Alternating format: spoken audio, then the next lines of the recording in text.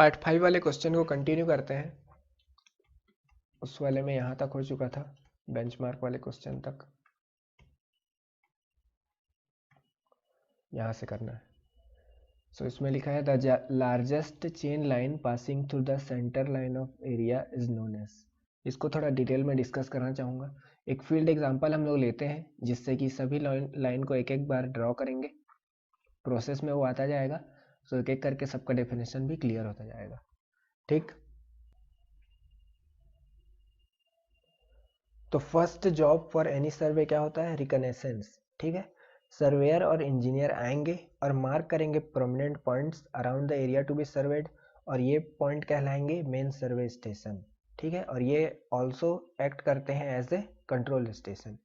तो देखो ये जो हमारा एक एरिया है, मान लो, जिस पे हमको सर्वे वर्क परफॉर्म करना है।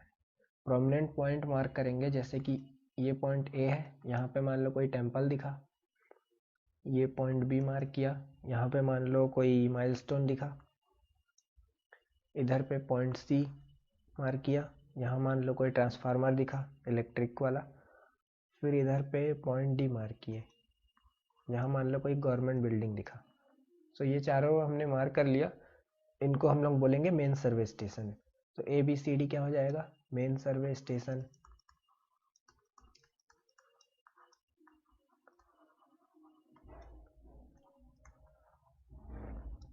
और अगर इन चारों पॉइंट को, चारों मेन सर्वे स्टेशन को ज्वाइन कर देंगे, तो ज्वाइन करने के लिए हमको क्या लगेगा? एक लाइन लगेगा।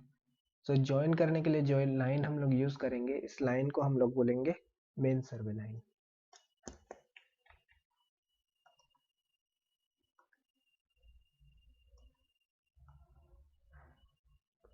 जो मेन सर्वे स्टेशन को ज्वाइन करते हैं, उस लाइन को बोलते हैं मेन सर्वे लाइन।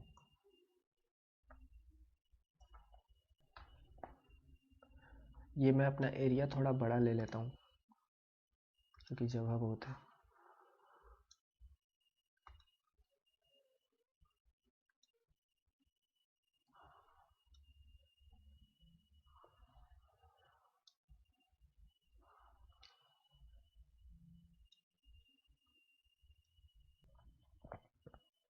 अब याद करो कॉलेज में क्या किया था हमने। टीचर हमको चेन का बंडल देते थे और हम उसको लेके फील्ड पर जाते हैं, फिर हमको दिखते हैं रेंजिंग रॉड्स। अब चेन को लेके हम लोग कहाँ फेंकते हैं? बीच में या फिर साइड में रेंजिंग रॉड के? हम लोग बीच में फेंकते हैं रेंजिंग रॉड के। तो ये जो चेन लेंथ है जो पास कर रहा है through centre of the area to be surveyed, इसको हम लोग बोलते हैं बेस लाइन। ठीक है, एरिया जो हमें सर्वे करना है उसके सेंटर से पास होने वाली लाइन को बोलते हैं बेस लाइन। अब यहाँ पे दो पॉसिबिलिटीज हैं, AC और BD। तो किसको हम लोग कंसिडर करेंगे? Base line. तो जो दोनों में जो ज़्यादा लंबा होगा उसको लेंगे बेस लाइन। तो बेस लाइन हमारा ऐसा होना चाहिए कि वो सबसे लॉन्गेस्ट सर्वे लाइन हो। ठीक, और इस बेस लाइन को और क्या बोलते हैं? बैकबोन लाइन, क्योंकि ये सबसे इम्पॉर्टेंट लाइन है। इसको बना लेते हैं हरे कलर से, ज्वाइन करेंगे BD।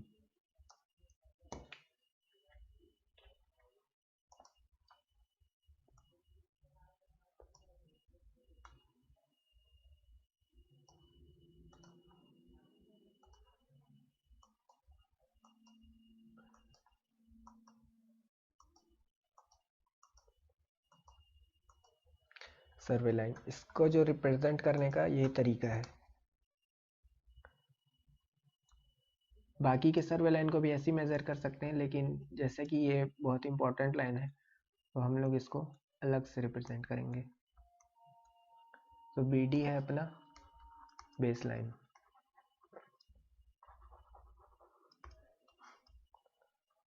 और AB BC CD DA ये क्या है? अपने मेन सर्वे लाइन, शॉर्ट में लिख दिया। अब जैसा कि हमको दिखाई दे रहा है कि जो हमारा फिगर है वो नंबर ऑफ ट्रायंगल में डिवाइड हो गया है। इसी प्रोसेस को बोलते हैं ट्रायंगुलेशन। तो क्या अब हम लोग होल टू पार्ट वर्क कर सकते हैं? बिल्कुल कर सकते हैं, लेकिन उसके पहले क्या करेंगे? हम लोग इस ट्रायंगल के जो फ्रेमवर्क बना हुआ है इसकी एक्यूरेसी को हमको चेक करना पड़ेगा। ठीक है, इसकी एक्यूरेसी को चेक करने के लिए हम लोग एक अलग नया लाइन इंट्रोड्यूस करते हैं, और इस नए लाइन को हम लोग बोलते हैं चेक लाइन। रैंडम एक लाइन बनाते हैं हम लोग, चेक लाइन। मैंने जैसे कि ड्रॉ किया यहाँ पे, यहाँ पे यहाँ पे यहाँ पे यहाँ पे कैसे भी इसको दे सकते हैं। बस ध्यान अपने को ये रखना है कि एक ट्रायंगल में, जैसे कि यहाँ पे दो ट्रायंगल है ए बी डी और बी सी डी, तो एक ट्रायंगल में कम से कम एक चेक लाइन होना है। सो यहाँ मार्क कर देते हैं हम लोग पॉइंट ई,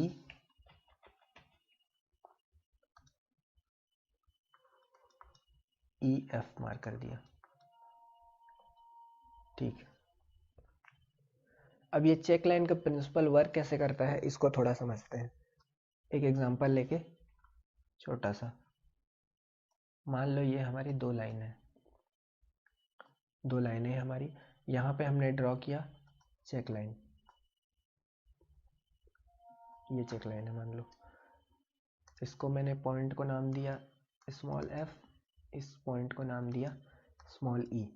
अब ये वाले डिस्टेंस हमको पता है, यहाँ मान लेते हैं जी, ये 90 डिग्री है। ये डिस्टेंस हमको अगर पता है मान लो 3 मीटर, और ये डिस्टेंस पता है हमको 4 मीटर। सो ई एफ कितना होगा, ई एफ हम लोग मेज़र कर लेते हैं। ई एफ जो होगा वो पाइथागोरस से तो 5 मीटर होगा, ठीक है। फिर हम लोग ई एफ मेज़र करेंगे, और मेज़र करने पे भी ये अगर 5 मीटर आ गया तो इसका मतलब हमारा ट्रायंगुलेशन सही है, हमारे में एक्यूरेसी है। और अगर ये 5 मीटर नहीं आता है तो डिज़ायर्ड एक्यूरेसी नहीं है, ठीक है। अगर ये 90 डिग्री से अलग हुआ तो फिर दूसरा थोड़ा प्रोसीजर रहता है, उसको हम लोग थोड़ी देर में देखेंगे। नहीं तो अभी ऐसे जैसा कि ये PYQ है तो मैं थोड़ा शॉर्ट में बता देता हूँ, जब डेडिकेटेड लेक्चर होगा तो फिर पूरा मैं बता दूंगा। जैसे कि यहाँ पे 90 डिग्री से अलग है, तो हम लोग क्या करेंगे, रैंडम एक पॉइंट लेंगे यहाँ पे, जैसे कि ई लिया, मेज़र करेंगे इसको AE को, फिर रैंडम एक पॉइंट लेंगे F और मेज़र करेंगे AF को, ठीक है। और फिर उसके बाद क्या मेज़र करेंगे, EF को भी मेज़र कर लेंगे फील्ड पे। आप सबको पेपर में प्लॉट कर लो यूजिंग स्केल, जो हमने पहले एज्यूम किया होगा। अब पेपर का जो EF है उसको कन्वर्ट करेंगे ग्राउंड के EF में, उसी स्केल से। और ग्राउंड का जो EF है अगर इक्वल रहा, पेपर और ग्राउंड का EF इक्वल रहा, सो एक्यूरेसी इज गुड, नहीं तो फिर एरर है। तो ऐसे वर्क करता है हमारा चेक लाइन, और इस चेक लाइन को और क्या बोलते हैं, प्रूफ लाइन भी बोलते हैं, ठीक। तो अब हमारा एक्यूरेसी भी चेक हो गई। तो अब फिर, अब जैसे मैंने कहा था कि अब हम लोग होल टू पार्ट वर्क कर सकते हैं, कहने का मतलब है कि डिटेल्स को हम लोग प्लॉट कर सकते हैं हमारी बाउंड्री के अंदर। तो देखो मान लो यहाँ पर एक बिल्डिंग बनाता हूँ मैं, बस दो लाइन और बचा है एक फील्ड एग्जाम्पल से। एक बचा है टाई लाइन और एक बचा है ऑफसेट, वो दोनों को भी कवर कर लेते हैं। तो यहाँ पहले बनाते हैं बिल्डिंग।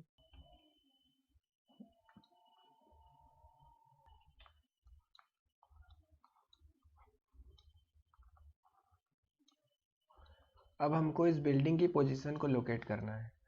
इस बिल्डिंग की पोजीशन को लोकेट करने के लिए कुछ लेटरल मेजरमेंट लेने पड़ेंगे इस बेस लाइन से। सो ले लेते हैं लेटरल मेजरमेंट, ये लिया मान लो इसको, ये है H और ये है G। ये तो 90 डिग्री में है लेकिन जरूरी नहीं,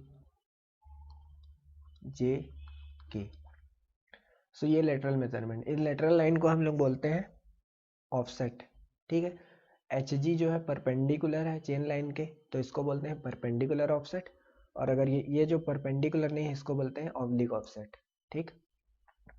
अब लेंथ के टर्म में, मतलब ऑन बेसिस ऑफ लेंथ, दो टाइप के ऑफसेट देखने को मिलते हैं। एक होता है शॉर्ट ऑफसेट, ये भी ऑब्जेक्टिव है कि कितने को बोलते हैं शॉर्ट ऑफसेट, किससे लंबा हुआ तो बोल देंगे हम लोग उसको लॉन्ग ऑफसेट। तो 15 मीटर से कम हुआ तो बोल देंगे शॉर्ट ऑफसेट, 15 मीटर से ऊपर है तो लॉन्ग ऑफसेट।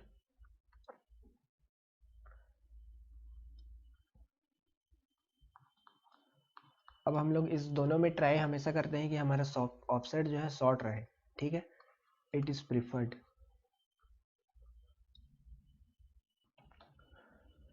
शॉर्ट ऑफसेट क्यों प्रिफर्ड रहता है, जैसे कि ये अपना सर्वे लाइन है जिससे हमको ऑफसेट लेना है।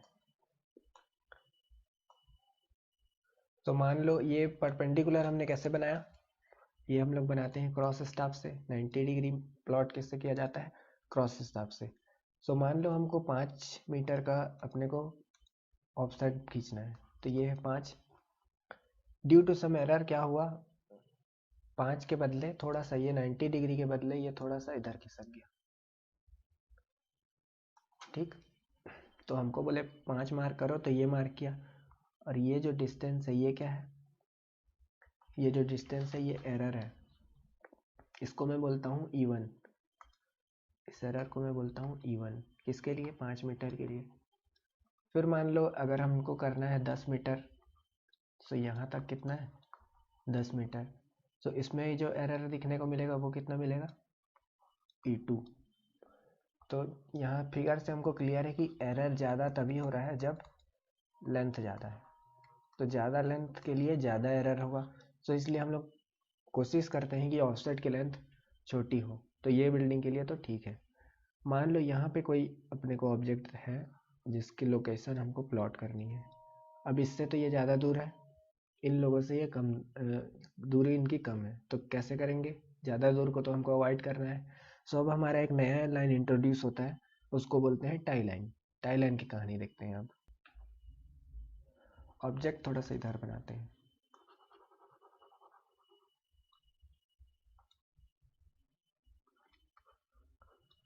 इसकी लोकेशन हमको प्लॉट करनी है। सो एक लाइन इंट्रोड्यूस करेंगे, टाई लाइन।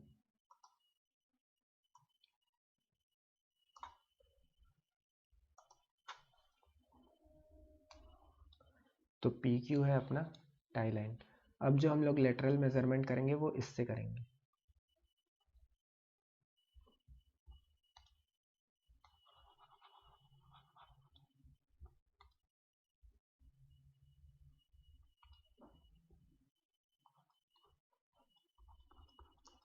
सो लेटरल मेजरमेंट इससे होगा। अब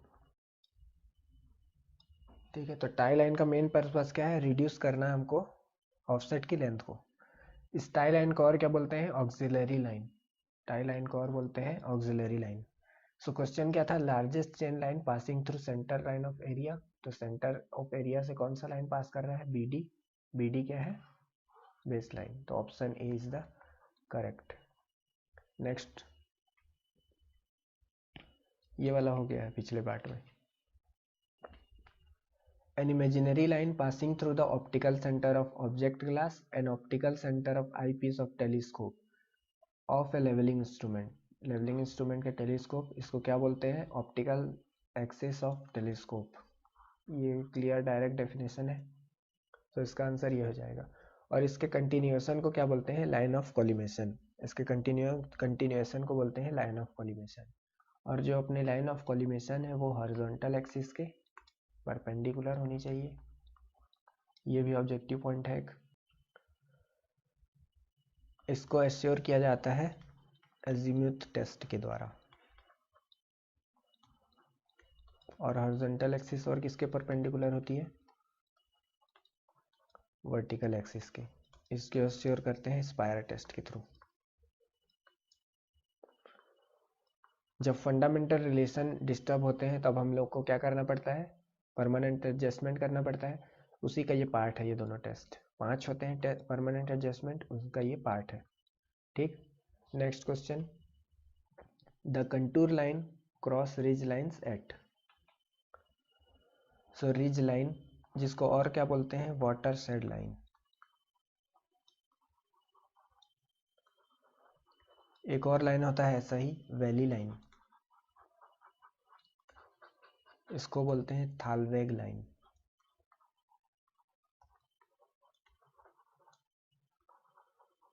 ये दोनों कंटूर को कट करते हैं एट 90 डिग्री। ठीक है, ये अपना है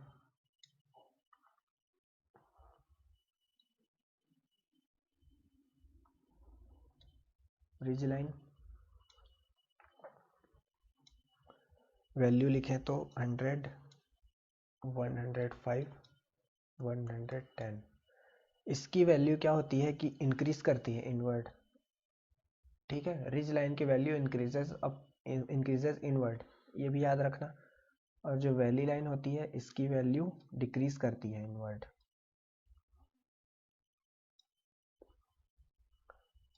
जैसे कि ये 100 है, सो इधर क्या इंक्रीज कर रहा था, इधर क्या होगा? डिक्रीज करेगा। और एक पॉइंट इससे पूछता है कि लोअर साइड इसका क्या होता है, रिज लाइन में लोअर साइड होता है कन्वेक्स और अपर साइड होता है कनकेव। और वैल्यू क्या याद रखना कि रिज में और उसमें वैल्यू इंक्रीजिंग अप इनवर्ड होता है, इसमें वैल्यू डिक्रीजिंग इनवर्ड होता है, रिज लाइन और ये valley line. Cross sectioning and longitudinal sectioning is done in, ये दोनों किस में किया जाता है। सो लेवलिंग को डिस्कस कर लेते हैं, चारों लेवलिंग जो ऑप्शन में अपने को दिया गया है। टाइप ऑफ स्पिरिट लेवलिंग जो होता है, पहला होता है सिंपल लेवलिंग। एक इंस्ट्रूमेंट सेटअप से जब हम लोग दो पॉइंट के बीच में एलिवेशन का डिफरेंस निकालते हैं तो उसको बोलते हैं सिंपल लेवलिंग। जब दो से ज़्यादा सेटअप लगा, यानी कि दो पॉइंट बहुत दूर है, बीच में ऑब्स्टेकल है, डिफरेंस ज़्यादा है, तब फिर हम लोग क्या करते हैं, डिफरेंशियल लेवलिंग करते हैं। इस डिफरेंशियल लेवलिंग को और क्या बोलते हैं, कंपाउंड लेवलिंग। कंपाउंड लेवलिंग इसलिए बोलते हैं क्योंकि मल्टीपल इंस्ट्रूमेंट सेटअप लगता है। ठीक, सो ये हो गया सिंपल लेवलिंग, डिफरेंशियल लेवलिंग। फिर आता है अपना चेक लेवलिंग। ये क्यों करते हैं, ये अडॉप्ट किया जाता है हमारी लेवलिंग की एक्यूरेसी को चेक करने के लिए। अब फिर कोई बोलेगा कि अरिथमेटिक चेक भी तो होता है, summation of rise minus fall, B S minus F S, ये सब भी तो अरिथमेटिक चेक होता है। सो वो जो चेक होता है अरिथमेटिक, वो सिर्फ अपने मैथमेटिकल प्रोसेस को चेक करता है। फील्ड की प्रोसेस को चेक करने के लिए, फील्ड की प्रोसेस की एक्यूरेसी को चेक करने के लिए हम लोग चेक लेवलिंग अप्लाई करते हैं। सो इसमें प्रोसेस क्या रहता है कि जो सर्वे को जब हम लोग ख़त्म करते हैं तो वो हम लोग ख़त्म करते हैं किसी नॉन एलिवेशन पे। और नॉन एलिवेशन क्या होता है, जैसे कि यहाँ पर डिस्कस किए, पॉइंट ऑफ नॉन एलिवेशन क्या होता है, बेंचमार्क। तो जो बेंचमार्क है अपना, वहाँ पे हम लोग अपने सर्वे को एंड करते हैं, और ये हो सकता है बेंचमार्क या फिर कोई भी दूसरा पॉइंट। सो इसको हम लोग बोल देंगे क्लोज क्लोज लूप, जहाँ पे शुरू किया वहीं पे ख़त्म किया। फिर क्या करेंगे, वहाँ पे आर एल कैलकुलेट करेंगे, जो कि हमको पहले से पता है। तो जो हमको पहले से पता है और जो हम लोग कैलकुलेट करेंगे, अगर ये दोनों सेम आता है तो हमारा चेक सेटिस्फाइड। सो इस तरह से होती है चेक लेवलिंग। फिर एक डिस्कस कर लेते हैं फ्लाई लेवलिंग। जब हमको स्पीड ऑफ लेवलिंग मतलब एक्यूरेसी की परवाह नहीं है, लेकिन हमको जल्दी होना है लेवलिंग प्रोसेस, तब हम लोग करते हैं फ्लाई लेवलिंग। किस टाइप के सर्वे में फ्लाई लेवलिंग करते हैं, ये भी एक इम्पॉर्टेंट पॉइंट है। फ्लाई लेवलिंग करते हैं रिकनेसेंस वर्क में।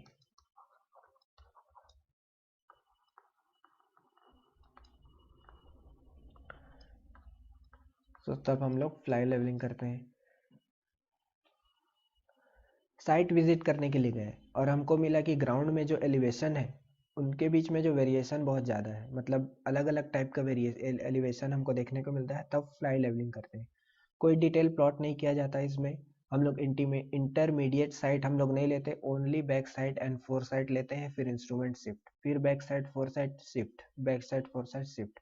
तो ऐसा करके फ्लाई लेवलिंग करते हैं, बहुत तेज़ी से काम हो जाता है। एक्यूरेसी की जब परवाह नहीं है तब करते हैं फ्लाई लेवलिंग। फिर बचा हमारा एक profile levelling. To understand the profile of a route हम लोग प्रोफाइल लेवलिंग परफॉर्म करते हैं, जैसे कि रेलवे, रोड, कनाल, ये सब। मान लो ये हमारा कोई प्रपोज्ड रूट है, प्रपोज्ड रूट है।